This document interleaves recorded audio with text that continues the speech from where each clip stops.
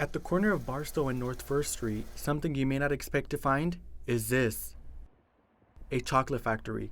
Co-owner Johannes supports his wife in Fresno's only locally owned chocolate factory. So my wife and I have two boys, Raphio and Rio. We combine it to be Raphio. So it's Raphio chocolate. With one mission in mind. This chocolate is good for our kids, and we want this good stuff for our customers. They import cocoa from around the country, and it's the main ingredient in the chocolate making process.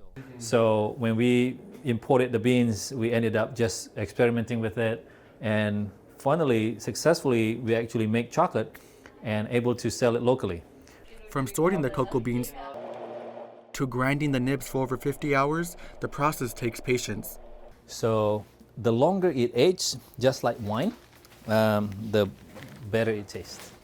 Raphio chocolate has been around for over 3 years. They make over 8 different types of chocolate bars, including one that is named after Fresno. And then when they have the new product, which is using Fresno chili, we just cannot be more excited about that because it really put Fresno on their label and also in our label. Johannes says the price of purchasing raw materials is expensive.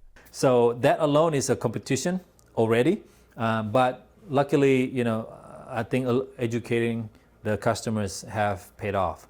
The average cost of Raphio's chocolate bar is $9, but Johannes says you're getting more than just a chocolate bar. By doing this, a lot of this, half of the price of this cocoa bar goes back to the farmer, helping them, helping their families. Johannes reminds us that good dark chocolate promotes good health. Cocoa beans, in this form, it has a lot of flavonols. It's one of the highest antioxidants on the plant-based food. The family is working on expanding the factory and adding more seats for people to enjoy their products. Reporting in Raphio Chocolate Factory, Tony Salazar, Fresno State Focus.